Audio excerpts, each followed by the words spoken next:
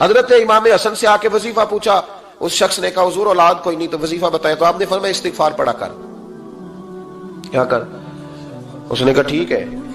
تو حضور پھر میں دوبارہ کب آؤں؟ تو امام حسن کہنے لگے بے اولاد ہے نا تو، استغفار کا وظیفہ بتایا نا؟ کہا ہاں۔ فرمانے لگے اب اس وقت آنا جب اللہ تجھے 10 بیٹے عطا کرے گا۔ کتنے؟ 2 4 نہیں، 10 ہی کہہ دیے۔ تو حضرت امیر معاویہ رضی اللہ تعالیٰ دیکھا، کہنے لگے حسن اتنا بڑا دعویٰ؟ آپ فرمانے لگے میں نے کہہ دیا نا تو اللہ فضل کرے گا، ہاں ہاں اللہ خیر کرے گا، خیر ہو جائے گی۔ وہ شخص کئی سالوں کے بعد آیا، کئی سالوں کے بعد، تو حضرت امیر معاویہ کو بھی ساتھ لایا، کہنے لگا حضور اللہ کے فضل سے اللہ نے 10 بیٹے عطا فرمائے، پورے 10 ہی اللہ نے دیے۔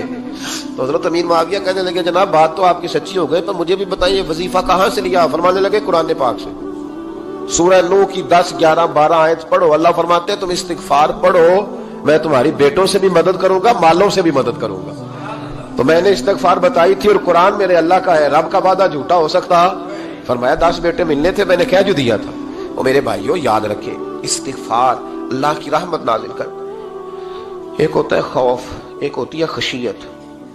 خوف والے لوگ توبہ کرتے ہیں، خشیت والے استغفار کرتے ہیں۔ ایک ہوتا ہے خوف، ایک ہوتی ہے خشیت والے استغفار کرتے ہیں۔ نبی کریم علیہ السلام نے فرمایا میں دن میں 100 مرتبہ استغفار کرتا ہوں، دن میں۔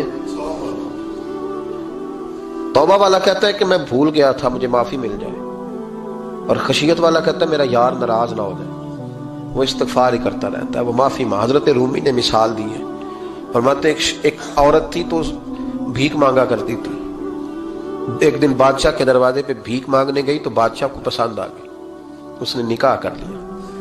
20 کنیزائیں اس بی بی کے پاس تھی خدمت کرنے کے لیے، روٹی دینے کے لیے، کپڑا دینے کے لیے، لیکن وہ ہر وقت روتی رہتی تھی، ہر وقت روتی۔ ایک سمجھدار کنیز کہنے لگی کہ ملکہ اب تیرا درجہ بہت بڑا ہے، تو ہر وقت روتی رہتی ہے، معافی مانگتی رہتی ہے ہر وقت، کون سی ایسی نعمت ہے جو تیرے پاس نہیں؟ تو وہ کہنے لگی اس لیے تو روتی ہوں۔ کیا مانا؟ کہنے لگی اس لیے روتی ہوں کہ میں اس قابل نہیں تھی جو مجھے مل گیا، کہیں میرے سر کا سائیں ناراض نہ ہو جائے، وہ کہیں بگڑ نہ جائے، مجھے پتا ہے کہ میں کیا تھی اور مجھے کہاں تک پہنچا دیا، میں روتی اس لیے ہوں کہ کبھی کہیں وہ ناراض۔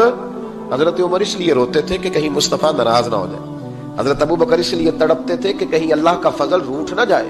یہ جو مولا علی اپنے کمرے میں بیٹھ کے زور زور سے استغفار پڑھتے تو اس لیے نہیں کہ بڑے پاپ تھے جن کی معاذ اللہ معافی مانگتے تھے، اس لیے کہ رب رسول کہیں ناراض نہ ہو۔ خشیت تھی کہ جہاں ہم پہنچے ہوئے کہیں وہاں سے واپس۔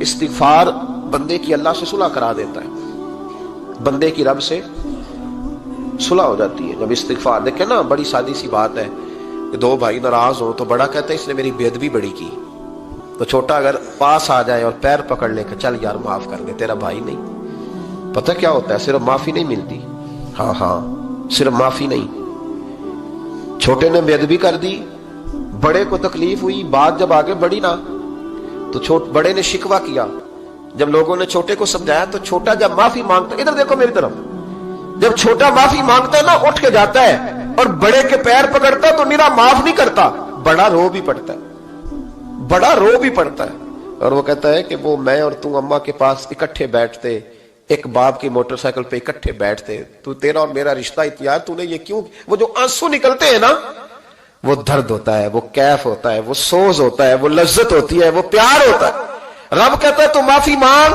انہو کان غفارا، تو معافی مانگ، میں تجھے معاف بھی کروں گا، تیرے اوپر رحمت بھی فرماؤں گا، تیرے اوپر کرم نوازی بھی کروں گا، تجھے نواز دوں گا، تجھے عطا کروں گا۔ حضرت موسیٰ کلیم اللہ علیہ السلام کا زمانہ مبارکہ تھا، قحط پڑ گیا، بارش نہیں ہوتی۔ ہم لوگ نا اب تو خیر ہمارے پاکستان میں تو ٹیبل ٹاک ہوتی ہے، ٹاک شو ہوتے ہیں، ہمارے ہاں تو پتہ کیا جاتا ہے کہ بارش ہو کیوں نہیں رہی، پھر اس پہ یہ ہوتا ہے کہ دھواں بڑا چڑھ گیا ہے، حالات بڑے خراب ہیں، فلاں ایسے ہو گیا قحط کا۔ ہم تو اسباب تلاش کرتے رہتے ہیں نا جی، پھوک بہت زیادہ ہے، فلاں چیز ایسے ہے، فلاں چیز ایسے، ہم تو یہ تلاش کرتے رہتے ہیں۔ وہ لوگ یوں نہیں کرتے تھے، وہ سیدھے جا کے مصلوں پہ بیٹھتے تھے، اس لیے کہ وہ کہتے تھے جب رب چاہتا ہے تو پھر کوئی چیز کسی چیز کو روک سکتی، وہ سیدھے مصلے پہ بیٹھتے۔ اعلیٰ حضرت فاضل بریلوی رحمۃ اللہ علیہ کے پاس ایک مولانا محمد حسین آئے، وہ فلکیات کے بڑے ماہر تھے، تو اعلیٰ حضرت نے فرمایا ذرا ستاروں کا حساب لگا کے دکھاؤ بارش کب ہوگی؟ کہنے لگا پورا مہینہ تو نہیں ہوگی، تو اعلیٰ حضرت رحمت اللہ علیہ فرمانے لگے کہو کہ میرا علم کہتا ہے مہینہ نہیں ہوگی، اللہ چاہے تو ابھی ہو سکتی ہے۔ کہنے لگا جی وہ تو ٹھیک ہے پر میرا علم، وہ جیسے روز لوگوں نے پیر نیٹ ٹو سین شاہ صاحب نہیں کھولے ہوتے کہ بارش کب آئے گی، اور اس کی طرف نہ دیکھ، مصلے پہ بیٹھ، مہربانی کر مصلے پہ بیٹھ، اللہ کی بارگاہ میں حاضر ہو، اس سے معافی مانگ، اسے منا تاکہ وہ رحمت کی بارش۔ کہنے لگا جی میرا علم کہتا ہے۔ تو اعلیٰ حضرت فرمانے لگے پھر وہی بات، تو کہ اللہ چاہے تو بارش ابھی، لیکن یہ جو اڑ گئے ہیں نا بیچارے، یہ اڑ ہی گئے ہیں، یہ جہاں الجھ گئے ہیں وہاں یہ لوگ الجھ گئے، اللہ ہمیں الجھنے سے محفوظ فرمائے۔ تو اعلیٰ حضرت اٹھے تو فرمایا ٹائم کیا ہوا ہے گھڑی پہ؟ کہنے لگا جی 12۔ تو اعلیٰ حضرت نے گھڑی گھمائی، اب کیا بج گیا؟ کہنے لگا 4 بج گئے۔ فرمانے لگے بج گئے نا 4۔ کہنے لگا جی آپ نے گھڑی گھما جو دی ہے۔ فرمانے لگے اللہ بھی جب چاہے تو ستارے گھما دیتا ہے، اللہ بھی ستارے گھما دیتا ہے بارش۔ کہنے لگا جی وہ تو ٹھیک ہے پر مہینہ نہیں ہو سکتی۔ اڑا ہوا بندہ، اس کا کوئی علاج ہے؟ جو اڑ جو جائے اس کے لیے قرآن کہتا ہے وَإِذَا خَاطَبَهُمُ الْجَاهِلُونَ قَالُوا سَلَامًا، اسے سلوٹ کرو دور سے، اسے کہو تو جان اور تیرا۔ کہنے لگا جی ہو نہیں سکتی پورا مہینہ۔ فرمانے لگے یار تو جا اپنا کام کر۔ وہ شخص کہتا ہے میں نے دروازہ کھولا اعلیٰ حضرت کا، کمرے سے باہر نکلا تو تیز بارش ہو رہی، واپس آیا تو میں نے کہا احمد رضا یہ عقیدہ کہاں سے لیا ہے؟ فرمایا دروازہ مصطفیٰ سے لیا ہے صلی اللہ علیہ وسلم۔ تو یاد رکھیں کہ اللہ کو منانا چاہیے، استغفار کرنا چاہیے، اس کی برکات۔ حضرت موسیٰ ساری قوم کو لے کے نکل گئے۔ آؤ بھائی میدان میں اللہ کی بارگاہ میں استغفار کریں اور بارش کا سوال کریں، بارش مانگیں۔ جب باہر نکلے دیر تک دعائیں ہوتی رہیں تو حضرت موسیٰ علیہ السلام کو رب کریم نے وحی فرمائی کہ موسیٰ آپ کی قوم میں نے ایک شخص ہے جس کو 40 سال ہو گئے نافرمانی کرتے، اس نے رب سے صلح نہیں کی۔ کتنے لوگ ہیں؟ ایک، اور 40 سال سے وہ نافرمان ہے، اس کو مجمع سے نکال دو بارش ہو جائے گی۔ اگر ایک گناہگار کی وجہ سے بارش رک جاتی ہے، اور جہاں دروازے کھلے ہوئے ہوں، جہاں تنہائیاں خوفناک ہوں، اور جہاں تباہی اتری ہوئی ہو، اور جہاں لوگ کروڑوں روپیہ مال ہڑپ کر گئے ہوں، اور جہاں علماء کو ہتھ کڑیاں لگا کے ٹھنڈی زمینوں پہ لٹا دیا جائے اور قوم کہہ رہی ہو اچھا ہوا اچھا ہوا، اور لوگ پھبتیاں اڑا رہے ہوں، مذاق کر رہے ہوں، تو پھر اس قوم پہ کس طرح کر کے فضل الہی۔ اور یہ مولوی کا معاملہ نہیں، یہ تو ممبر رسول کا معاملہ ہے۔ میرے مصطفیٰ نے یہ نہیں کہا پیر میرا وارث ہے، حضور نے فرمایا عالم میرے دین کے وارث ہے۔ ہاں حضور نے فرمایا جس نے عالم کے چہرے کا دیدار کیا سمجھے میں نے اپنے نبی کی زیارت کی ہے۔ لیکن یہاں تو خیر یہ عنوان نہیں، ورنہ میں اس پر جاتا ہے۔ تو کہا ایک بندہ ہے 40 سال سے اللہ کی نافرمانی کر رہا ہے، وہ اگر نکل جائے تو بارش ہو جائے گی۔ حضرت موسیٰ نے اعلان کر دیا بھی ایک شخص ہے، وہ اگر نکل جائے تو بارش ہو جائے گی۔ پتہ تو ہوتا ہے نا سب کو، مجھے بھی پتہ ہے کہ میں اندر سے کیسا ہوں، اور آپ کو بھی خبر تو ہوتی ہے نا جی۔ جب بات ہو رہی ہوتی ہے تو پھر پتہ تو چلتا ہے نا کہ بات کہاں جا کے سیٹ ہو رہی ہے، پتہ چلتا ہے نا۔ اسے بھی چل گیا پتہ، اب اندر ہی اندر رونے لگا۔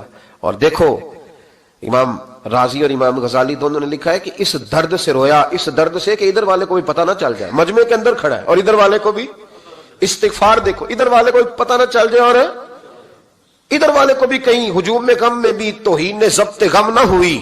ہم اس احتیاط سے روئے کہ آنکھ نم نہ ہوئی، ہجوم میں غم میں بھی توہین نے ضبط غم نہ ہوئی۔ ہم اس احتیاط سے روئے کہ آنکھ نم نہ ہوئی، روئے بھی پر کسی کو آنسو نہیں دیکھنے دیے۔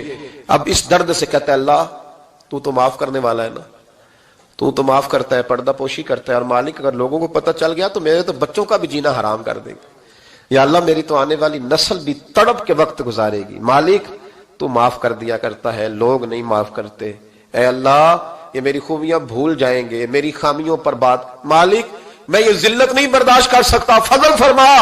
حضرت موسیٰ نے دوبارہ اعلان کیا نکلتے ہو کہ نہیں نکلتے؟ پھر تڑپا خدا بندہ مجھے بے آبرو نہ کر، یہ ذلت اور رسوائیاں یہ نہیں برداشت ہوتی، اللہ درگزر۔ حضرت موسیٰ نے تیسرا اعلان کیا نکلتا ہے یا میں پھر اس کا نام لوں، اللہ سے پوچھ کے نام لوں اس کا، بتاؤ کون ہے؟ اب تو تڑپ گیا، کہنے لگا مالک میں تیری بارگاہ میں استغفار کرتا ہوں، آئندہ نہیں کرتا، آئندہ نہیں کرتا۔ یہ لفظ ادا کیے، بندہ کوئی بھی نہیں نکلا، رب کریم نے بارش عطا کر دی، تیز بارش جب برسی نا، تیز بارش، لوگ تو می دیکھ کے دوڑ گئے تو حضرت موسیٰ کہنے لگا یا اللہ مجھے بھی تو بتا، تو نے کہا تھا کہ جب تک بندہ نہیں نکلتا بارش نہیں ہوگی، تو نکلا کوئی بھی نہیں، بارش ہو گئی، ماجرا کیا ہے؟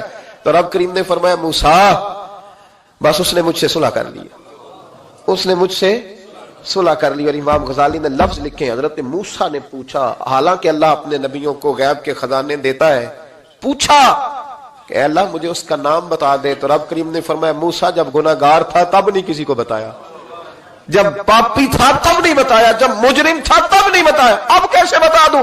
فرمایا اس کی میری صلح ہو گئی ہے، اور فرمایا جو بارش نہیں نہ ہو رہی تھی وہ بھی اس کی وجہ سے نہیں ہو رہی تھی، اب جو ہوئی ہے نا تو یہ بھی اسی کی وجہ سے ہوئی ہے، یہ بارش اب جو ہوئی ہے تو یہ بھی یہ اس گناہگار کے سبب سے۔ اپنی راتیں اللہ کے ساتھ گزارے، مصلی پہ بیٹھے۔